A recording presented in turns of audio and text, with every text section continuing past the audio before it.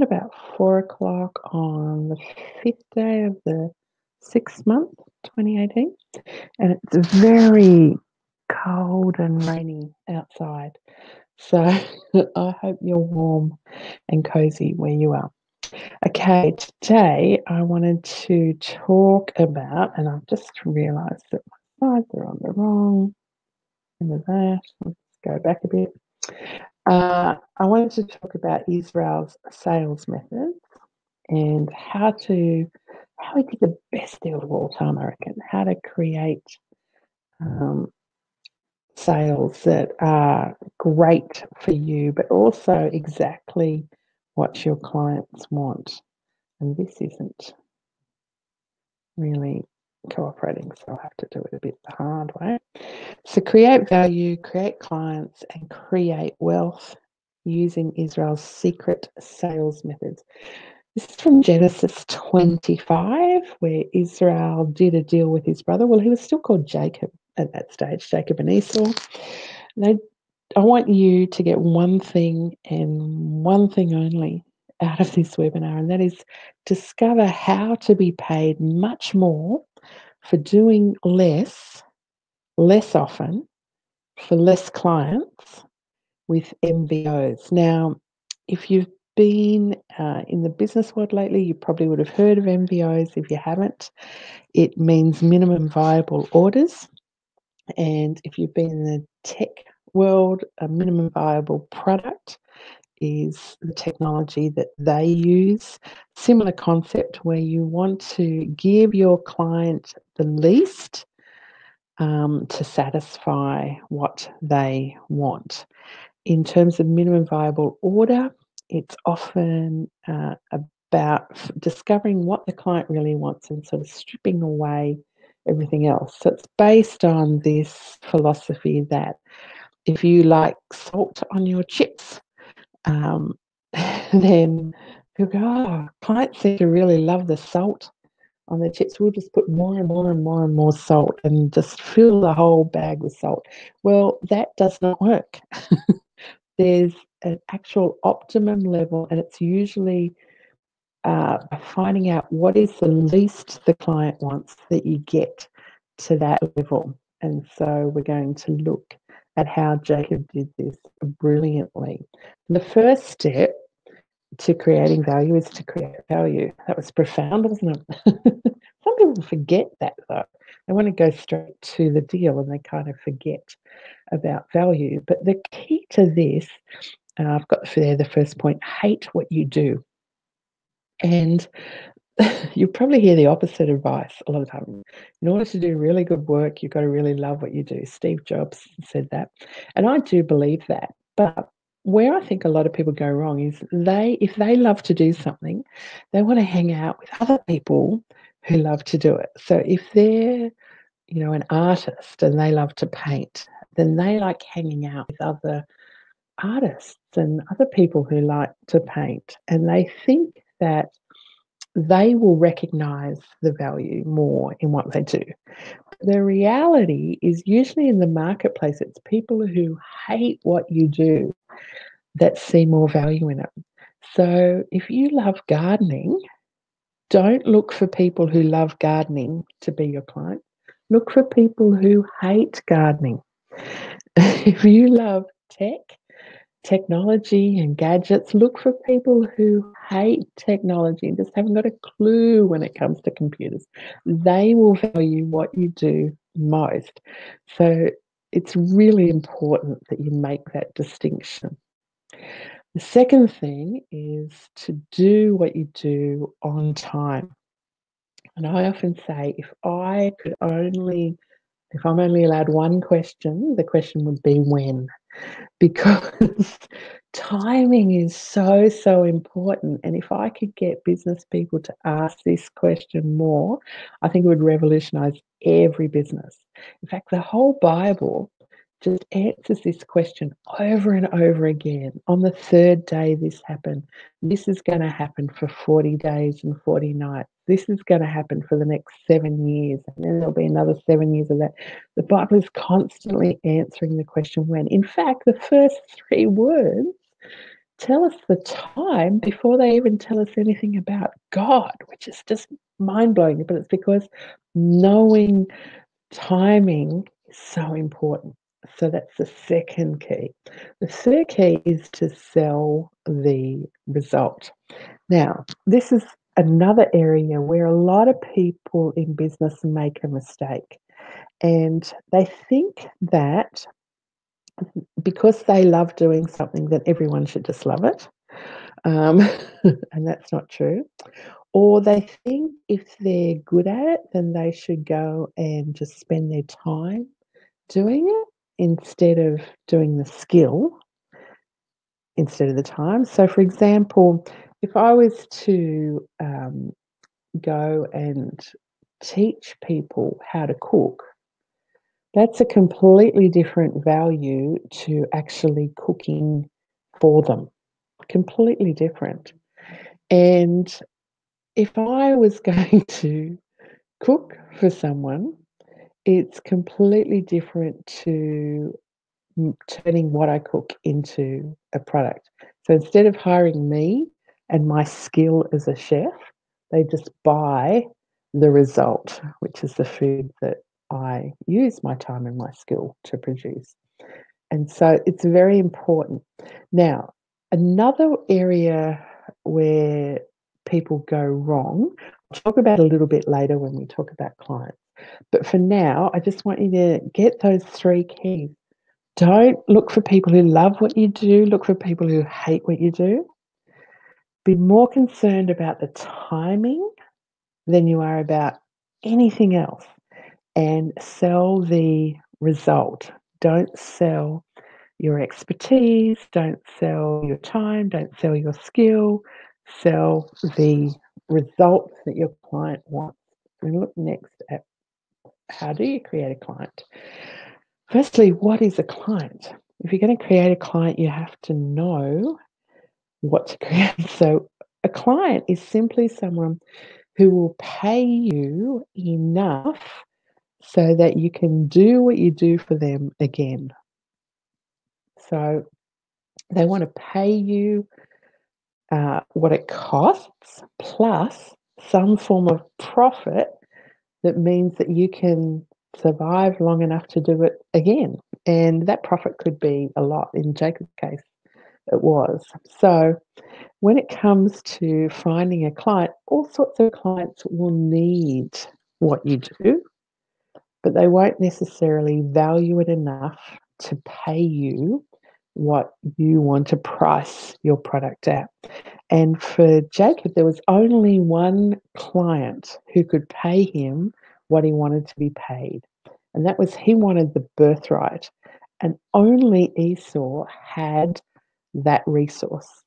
So he was very targeted on just one client. And you'll find when you get better at targeting your clients, you'll work with a lot less clients than you do now, because all those clients that want you to work for them but don't pay you enough to do it profitably, you don't serve anymore. You only serve those who pay you enough for you to do it again profitably. They're the ones who really tangibly value what you do. Now, one of the reasons why people don't pay you as much as they could pay you is probably because you're trying to solve client problems. I see this all the time when I consult with people. So here's an analogy that kind of helped me see the difference. If I walked into McDonald's and I said, "Can I please have a Big Mac meal?" And they said to me, "Listen, I know you're probably hungry and you probably think that a Big Mac will solve your problem, but your biggest problem is that you're already fat. So the best solution is to go on a diet." How much do you think I would like to pay that person out of my own money? Not a lot, right? I don't value other people solving my problems. How often do you think I want to come back to pay that person? Not very often, right? Because clients don't want you to solve their problems. They want you to give them what they want. And so when Esau came into Jacob and said, like, I'm hungry and I'm exhausted, Jacob could have said to him, no, that's not your biggest problem. Your problem is that you're impatient, that you're lazy, that you're. Well, the Bible tells you that the problem Esau really had was that he despised his birthright, that he didn't value what he should have valued. He valued the short term, the comfortable, the stew over and above what he should have valued. Now, I find this a lot of times people go, oh, well, my clients should value this. If they were smart, they would do this. If they don't get into that, Jacob didn't do any of that. He knew that he would get the most value for his client and for himself if he just gave the client what the client wanted. And so that's the minimum viable order, in this case, which was red stew. Now, I want to talk about the third problem I see that people have with clients, and that is I put there all the pregnant ladies, like Beyonce, all the pregnant ladies, except they're single. All the pregnant ladies know that delivery comes after the deal is sealed. So make sure that when you're dealing with a client, it is actually a client. They have actually agreed to the sale. They've actually given you their credit card. They've actually filled out the order form or signed the contract or something that shows you that they have sealed the deal with you. In Jacob's case, he made Esau swear an oath before he gave him any stew. And the Bible makes it very clear that before he was going to deliver the value to the client, he made sure that he had an airtight deal. So make sure that you avoid those mistakes, choosing the wrong clients, trying to solve their problems instead of giving them what they want, and delivering value before you've actually got a client. Don't deliver value to prospects or leads. Make sure that you have a sale before you deliver the biggest value. Okay, once you've done all that, then it's time, and this is where the absolute brilliance of Israel comes through. Create wealth. So a lot of people do the first two steps and they do it well. They create value, they have a great product, they have great clients, and then when they come to pricing, they price it in terms of just one-off sale or just income. They don't price it in a way that creates assets that create wealth. So you see this all the time with employees. They basically sell their time for money day in, day out, every day. And which means two things. First of all, you don't get much money for doing that. You don't create a lot of wealth for doing that. You normally just get enough to get by till the next time you sell your time. And secondly, you've lost all your time, which is your life. You don't get time to enjoy your life. You're spending all your time just in getting income, and that doesn't. It's a vicious cycle. It's a never-ending cycle. So the best thing to do is to have some sort of pricing that is asset based. So it may be, in Jacob's case, he just bought a right to something. So the price of that was for a lifetime.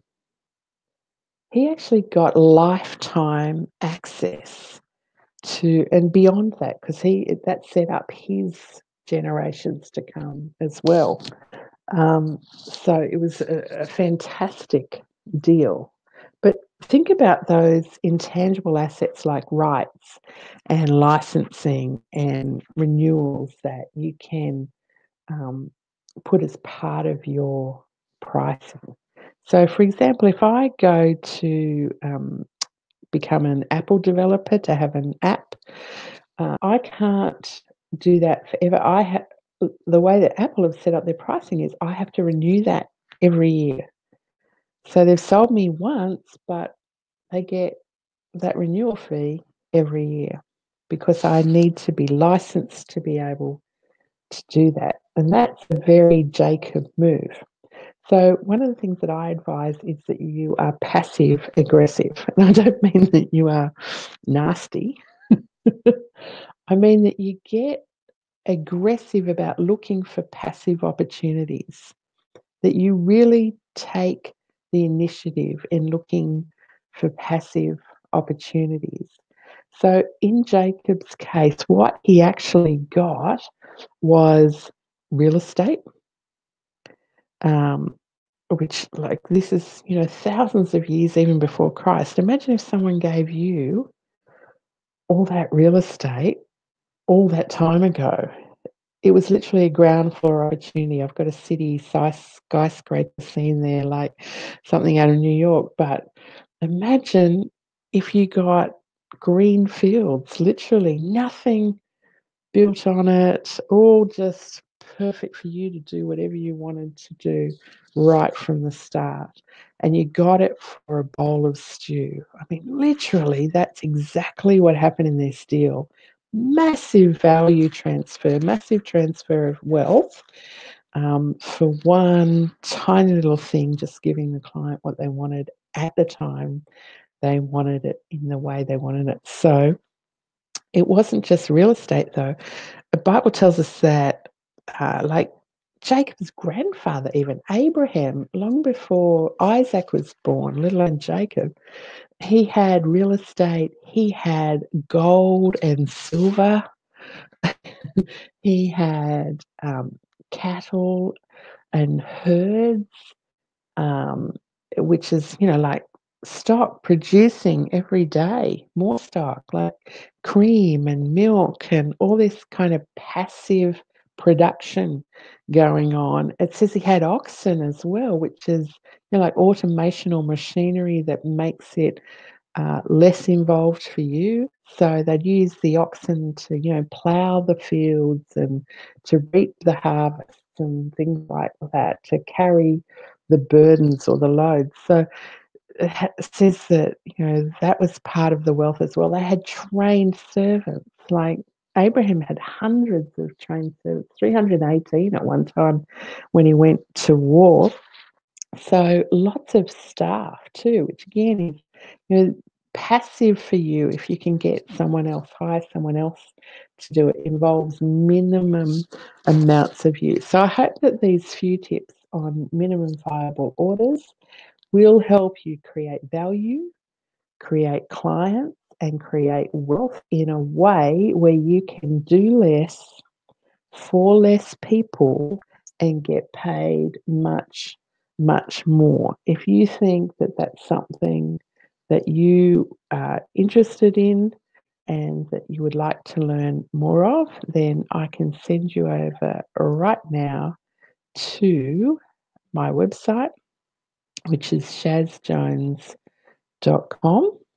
And I trust that you will have a good look around there and get in touch with me, follow it. There's thousands of people already that follow the blog that get an email, just one a month, and it will help you to produce far better results in your business, whether you're the owner or the leader or manager. I hope that it blesses you and brings great prosperity to your business. And if you want a system that allows you to do all of this, then I trust that you will get in touch with me. Thanks for joining me today. I'd love to work with you and I'd love to be involved in your future prosperity. Bless you.